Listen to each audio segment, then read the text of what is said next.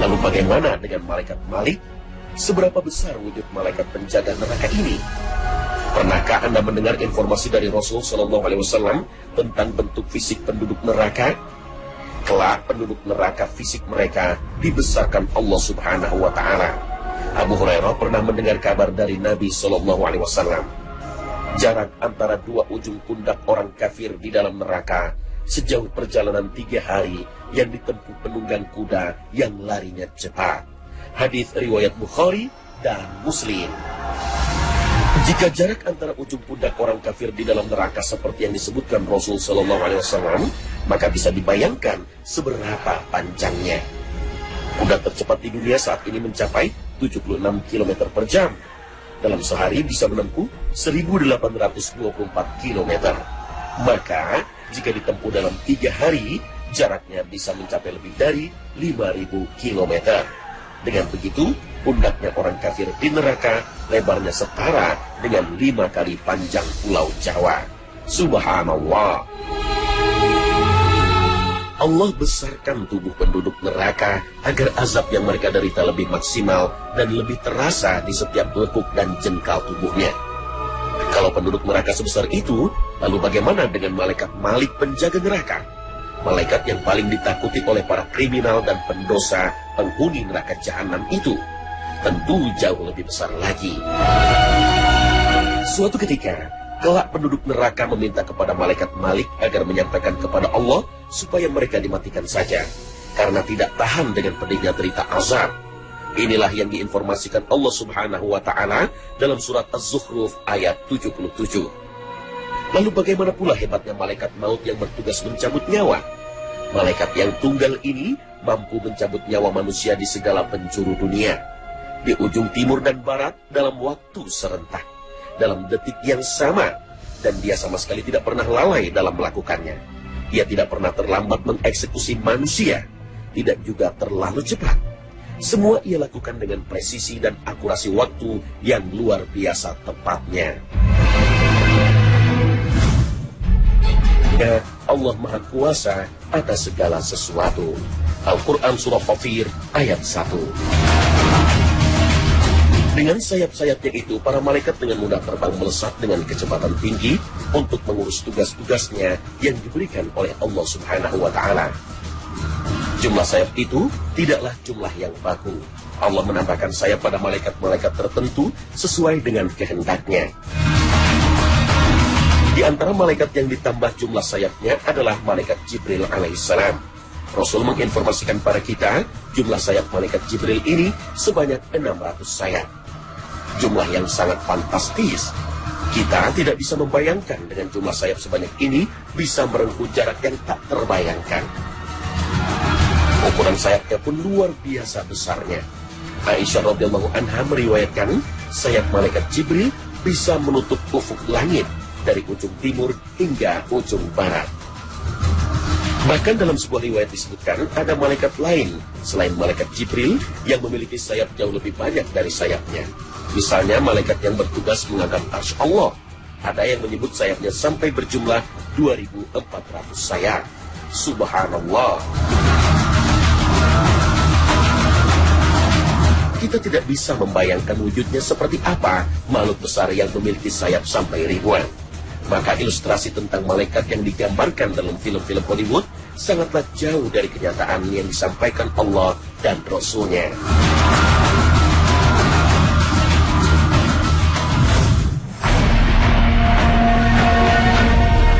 Bila sayap yang dimiliki malaikat ada yang sampai ratusan hingga ribuan sayap, lalu seberapa besar tubuhnya?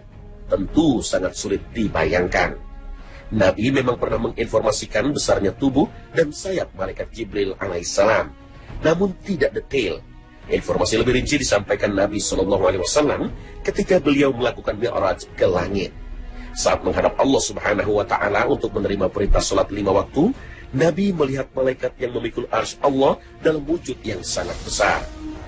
Ukurannya disampaikan Nabi dalam sabdanya, "Aku diizinkan untuk menceritakan tentang salah satu malaikat Allah pemikul arsy, yaitu antara daging telinga dengan pundaknya sejauh 700 tahun perjalanan." Hadis riwayat Abu Dawud. Subhanallah, salah satu pundaknya saja panjangnya sama dengan perjalanan selama 700 tahun. Jika perjalanan selama itu dihitung dengan menggunakan kendaraan unta, kendaraan yang biasa digunakan pada masa Nabi SAW, maka bisa mencapai lebih dari 10 juta kilometer. Hampir setara dengan 2 kali panjang bumi ini. Dari sini bisa kita perkirakan lebar tubuh malaikat pemikul arsy Allah ini. Dengan demikian, ukuran dua pundaknya bisa lebih dari 20 juta kilometer. Itu pun belum terhitung lebar leher. Bisa-bisa mencapai 5 kali panjang bumi.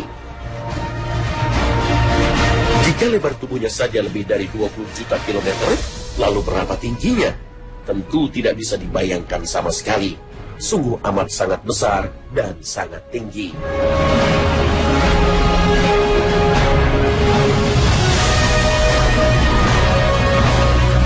Salah satu dari pemikul arsy Allah adalah malaikat Israfil, sang peniup sangkakala. Jika lebar tubuhnya saja lebih dari 20 juta kilometer, tentu sayap yang dimilikinya tak terbayangkan panjang dan lebarnya. Kita pun sulit membayangkan dengan sayap sebesar itu, jangkauan terbangnya sampai di mana. Wallahu a'lam. Sebagai malaikat yang bertugas meniup sangkakala, tentu terompet sangkakalanya pun luar biasa besarnya, seimbang dengan besar tubuhnya. Abbas bin Abdul Muttalib mendapat informasi dari Nabi SAW betapa besarnya ukuran terompet sangkakala yang akan ditiup malaikat Israfil kelak di hari kiamat. Diameter tengahnya saja seluas antara langit dan bumi, sedangkan jarak langit dan bumi adalah 500 tahun perjalanan dengan kuda yang tercepat. Subhanallah. Pemirsa, bisakah Anda membayangkan gelegar suara trompet sangkakala sebesar antara langit dan bumi, yang bahkan mata kita saja tak bisa menangkap seluruh bagiannya, kecuali hanya bagian paling kecilnya saja. Jangkauan suaranya tak hanya mampu menjangkau seluruh bagian sudut bumi, bahkan seluruh inci dari semua planet dan galaksi di alam raya yang hingga kini manusia dengan teknologi paling canggih sekalipun tak sanggup mengetahui batasnya. Gelegar suaranya mampu memporak-porandakan bumi. Manusia berterbangan seperti kapas. Gunung-gunung mengeluarkan laharnya, bumi memuntahkan isinya. Bahkan keseimbangan alam raya goyah. Gravitasi hilang hingga seluruh galaksi rontok dan saling bertabrakan. Rasulullah SAW menginformasikan tiupan ini dengan menyebutnya sebagai tiupan mengejutkan. Tiupan pertama dari 3 tiupan yang diperintahkan Allah Subhanahu wa Ta'ala. Tiupan kedua, tiupan kematian. Pada tiupan kedua ini terkejut dan matilah semua makhluk yang berada di langit dan di bumi, termasuk para nabi dan orang-orang mati syahid, kecuali mereka-mereka yang dikehendaki oleh Allah, yaitu malaikat Jibril, Mikail, Israfil, Israel, dan para malaikat pembawa arsy. Allah berfirman, وَنُفِخَ فِي الصُّورِ فَصَعِقَ مَن فِي السَّمَاوَاتِ وَمَن فِي الْأَرْضِ إِلَّا مَن شَاءَ اللَّهُ. Dan ditiuplah sangkakala, maka matilah siapa yang ada di langit dan di bumi, kecuali siapa-siapa yang dikehendaki oleh Allah. Al-Quran Surah Az-Zumar ayat 68. Kemudian Allah memerintahkan malaikat maut untuk mencabut nyawa malaikat Jibril, Mikail, Israfil, dan para malaikat pembawa arsy.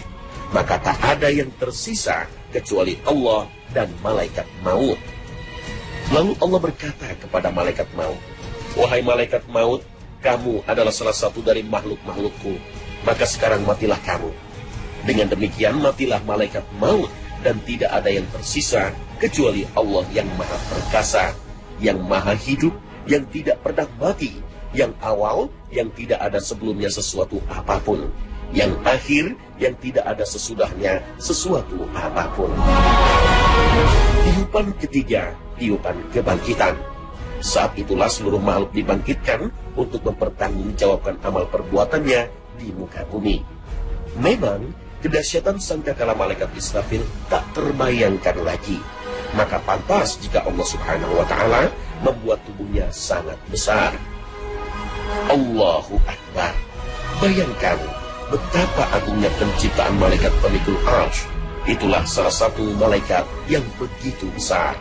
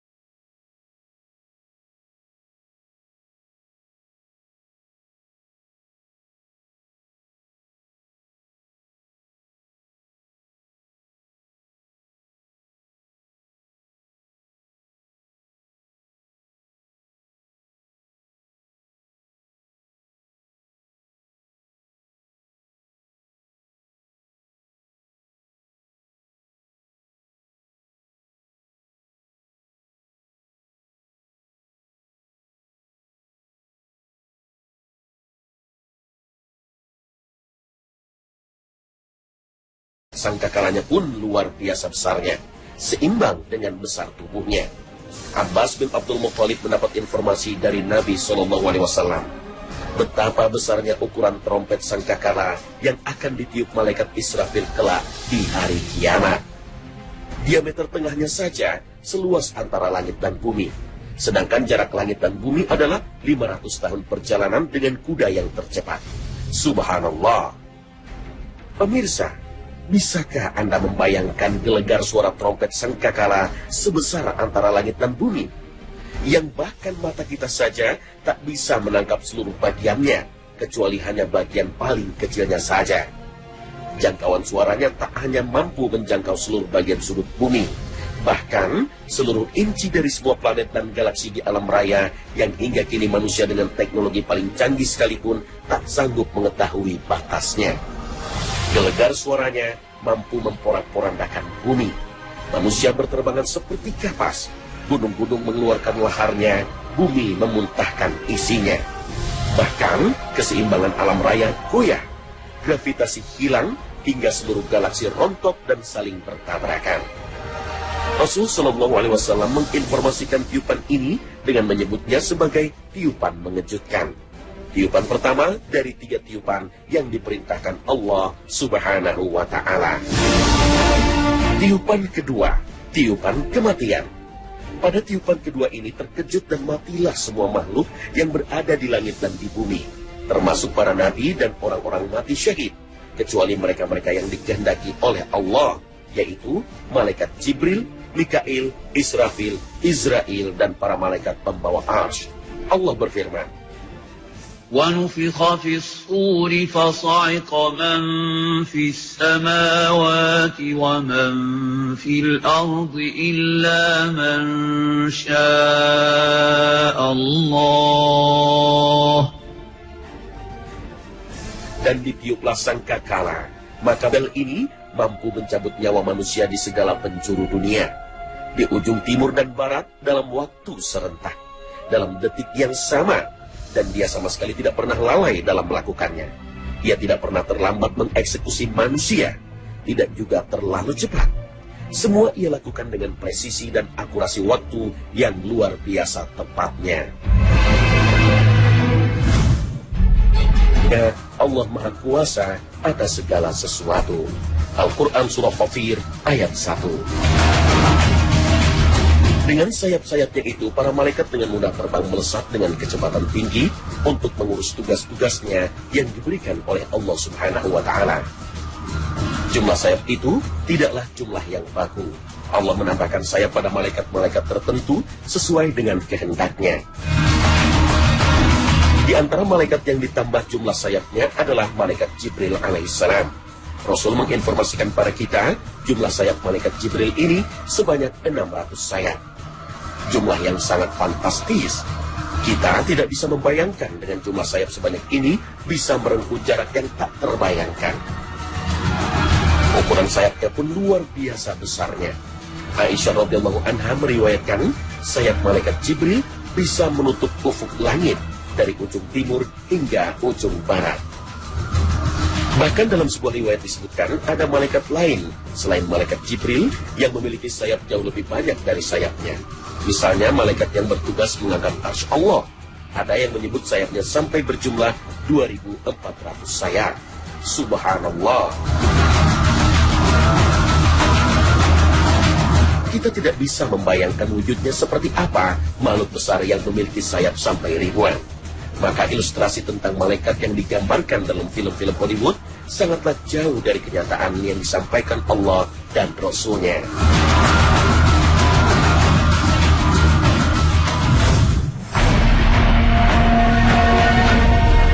Bila sayap yang dimiliki malaikat ada yang sampai ratusan, matilah siapa yang ada di langit dan di bumi, kecuali siapa-siapa yang dikehendaki oleh Allah. Al-Quran Surah Az-Zumar ayat 68. Kemudian, Allah memerintahkan malaikat maut untuk mencabut nyawa malaikat Jibril, Mikail, Israfil, dan para malaikat pembawa arsy. Maka tak ada yang tersisa kecuali Allah dan malaikat maut. Lalu Allah berkata kepada malaikat maut, "Wahai malaikat maut, kamu adalah salah satu dari makhluk-makhlukku, maka sekarang matilah kamu." Dengan demikian matilah malaikat maut dan tidak ada yang tersisa kecuali Allah yang maha perkasa, yang maha hidup, yang tidak pernah mati, yang awal, yang tidak ada sebelumnya sesuatu apapun, yang akhir, yang tidak ada sesudahnya sesuatu apapun. Tiupan ketiga, tiupan kebangkitan. Saat itulah seluruh makhluk dibangkitkan untuk mempertanggungjawabkan amal perbuatannya di muka bumi. Memang, kedahsyatan sangkakala malaikat Israfil tak terbayangkan lagi. Maka pantas jika Allah Subhanahu wa Ta'ala membuat tubuhnya sangat besar. Allahu Akbar. Bayangkan betapa agungnya penciptaan malaikat pemikul arsy. Itulah salah satu malaikat yang begitu besar.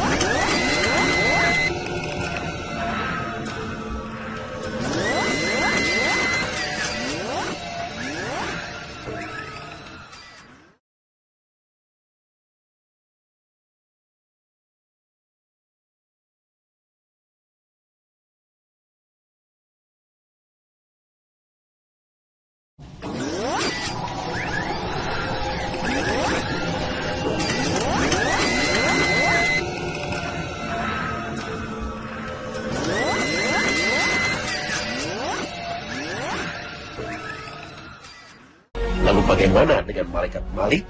Seberapa besar wujud malaikat penjaga neraka ini? Pernahkah Anda mendengar informasi dari Rasul Shallallahu Alaihi Wasallam tentang bentuk fisik penduduk neraka? Kelak penduduk neraka fisik mereka dibesarkan Allah Subhanahu Wa Taala. Abu Hurairah pernah mendengar kabar dari Nabi Shallallahu Alaihi Wasallam. Jarak antara dua ujung pundak orang kafir di dalam neraka sejauh perjalanan 3 hari yang ditempuh penunggang kuda yang larinya cepat. Hadis riwayat Bukhari dan Muslim.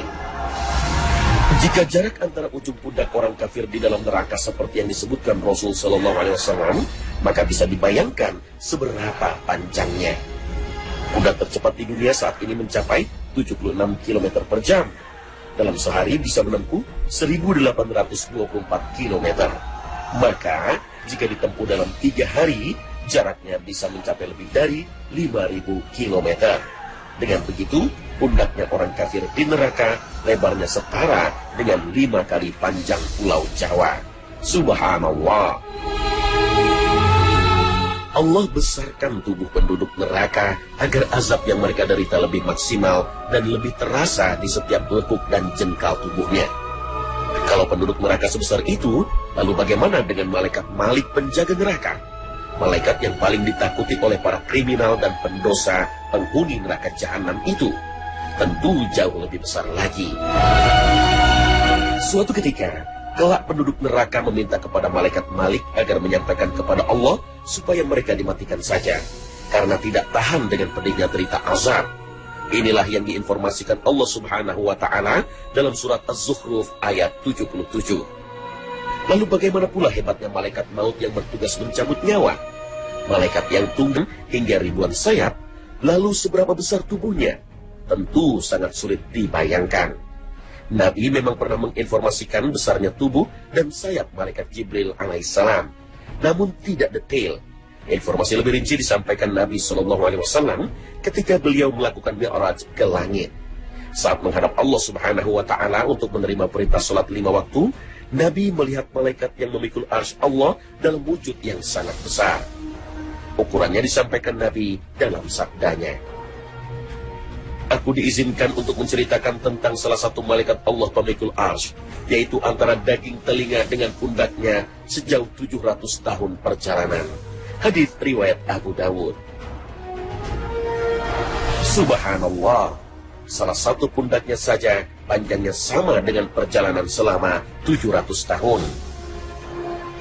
Jika perjalanan selama itu dihitung dengan menggunakan kendaraan unta, kendaraan yang biasa digunakan pada masa Nabi SAW, maka bisa mencapai lebih dari 10 juta kilometer, hampir setara dengan 2 kali panjang bumi ini.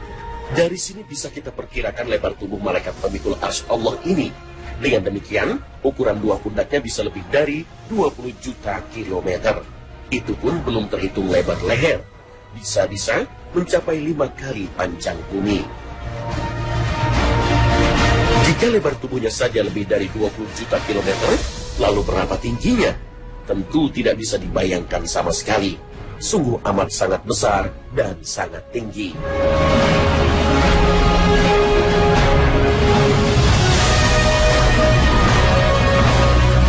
Salah satu dari pemikul arsy Allah adalah malaikat Israfil, sang peniup sangkakala. Jika lebar tubuhnya saja lebih dari 20 juta kilometer, tentu sayap yang dimilikinya tak terbayangkan panjang dan lebarnya. Kita pun sulit membayangkan dengan sayap sebesar itu, jangkauan terbangnya sampai di mana. Wallahu a'lam. Sebagai malaikat yang bertugas meniup sangkakala, tentu terompet